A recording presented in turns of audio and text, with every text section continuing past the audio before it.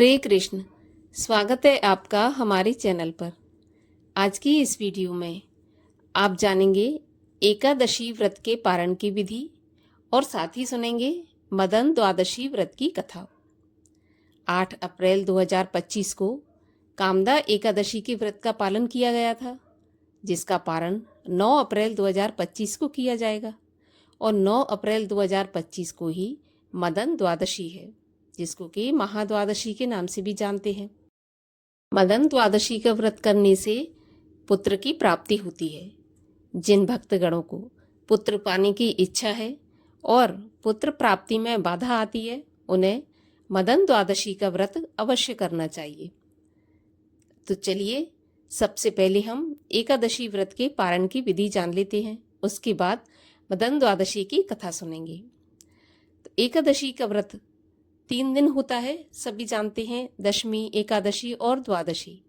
दशमी के नियम पालन किए जाते हैं, एकादशी के नियम पालन किए जाते हैं और द्वादशी जिस दिन पारण होता है उस दिन के नियम भी पालन किए जाते हैं। द्वादशी के दिन यदि हम सही समय पर सही मुहूर्त पर पारण नहीं करते हैं तो एकादशी के व्रत का हमें पूर्ण फल प्राप्त नहीं होता है। इसलिए पारण हमें शुभ मुहूर्त में ही करना चाहिए, जो मुहूर्त बताया जाता है। कामदा एकादशी व्रत का पारण सुबह 6:30 बजे से और 9 बजे के बीच में किया जाएगा। इसी समय पर आप अपने व्रत का पारण करें। पारण करने के लिए आपको 9 चने लेना है भुने हुए।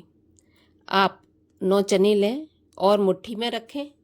फिर भगवान श्री हरि विष्णु की विधि विधान से पूजा करने के बाद भगवान श्री हरि विष्णु की मूर्ति या जो भी आपने तस्वीर रखी है उसके सामने बैठकर ध्यान करें और एक एक चना अपने सर के पीछे फेंकते जाएं और मन में भगवान से अपने पापों को क्षमा करने के लिए विनती करते जाएं।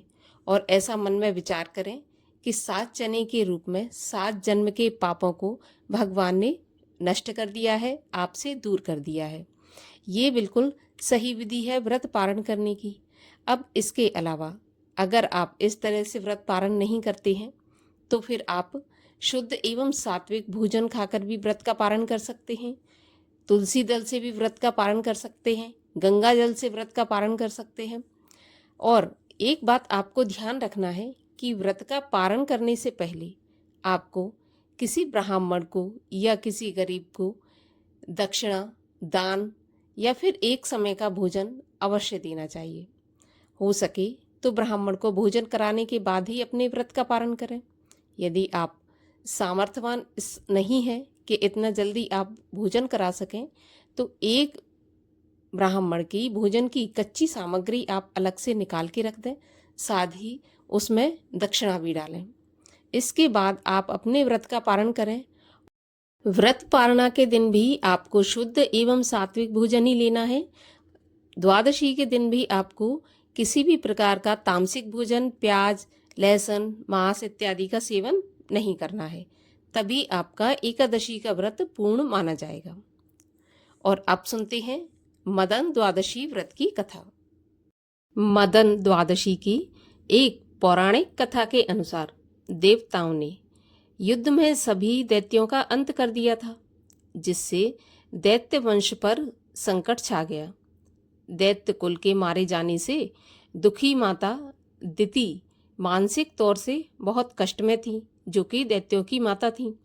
उनका यह कष्ट बहुत असहनीय हो गया था, क्योंकि उनके सभी पुत्र मारे गए थे। इस कष्ट से मुक्त होने के लिए वह पृथ्वी पर आईं और सरस्वती नदी के तट पर आसन लगाकर बैठ गईं। इसके बाद अपने पति ऋषि कश्यप का आवाहन करने लगीं।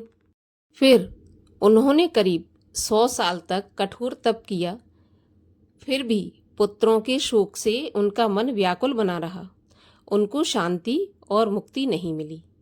तब उन्होंने ऋषि मुनियों से अपनी इच्छा पूर्ति का उपाय पूछा, तो ऋषि मुनियों ने सुझाव दिया कि मदन द्वादशी व्रत विधि पूर्वक करो। ऋषियों के बताए के अनुसार माता दिति ने मदन द्वादशी का व्रत रखा। इसके बाद उनके पति कश्यप ऋषि उनके सम्मुख प्रकट हो गए। उन्होंने अपने तपोबल से दिति को फिर एक सुंदर युवती बना दिया। फिर उनसे वर मांगने को कहा तो दिति ने सुयोग्य पुत्र की इच्छा प्रकट की जो इंद्र समेत सभी देवताओं का विनाश करने में सक्षम हो। तब महर्षि कश्यप ने इसके लिए उनको एक और अनुष्ठान करने का सुझाव दिया। इसके बाद वे गर्भवती हो गईं। उधर जब इंद्रदेव को इस घटना के बारे में जानकारी हुई तो वे दिति के गर्भ को खत्म करने की कोशिश करने लगे। एक दिन इंद्र ने वज्र से दिति के गर्भ पर हमला कर दिया, जिससे वह शिशु अमृत प्राप्त करके 49 शिशुओं में बदल गया। अर्थात वह शिशु अमर हो गया, इसके साथ साथ वो 49 शिशुओं में बदल गया। एक की जगह अब 49 हो गए। इंद्रदेव अपने इस कृत्य से बहुत शर्मिंदा हो गए और माता दिति से क्षमा मांगने लगे। क्षमा मांगते हुए इंद्र ने कहा, माता, ये 49 शिशु अब मरुद्गण के नाम से जाने जाएंगे और ये देवों के समान ही होंगे। और इंद्र ने उन्हें यज्ञों में भी भाग प्रदान किया। इस प्रकार माता दिति को मदन द्वादशी का व्रत करने से पुत्रों के शोक से मुक्ति मिली और बाद में पुत्र रत्न की प्राप्ति हुई। इस प्रकार जो भी भक्त पुत्र की प्राप्ति चाहते हैं, जिन्हें किसी भी प्रकार से पुत्र शोक है, उन्हें मदन द्वादशी का व्रत अवश्य करना चाहिए।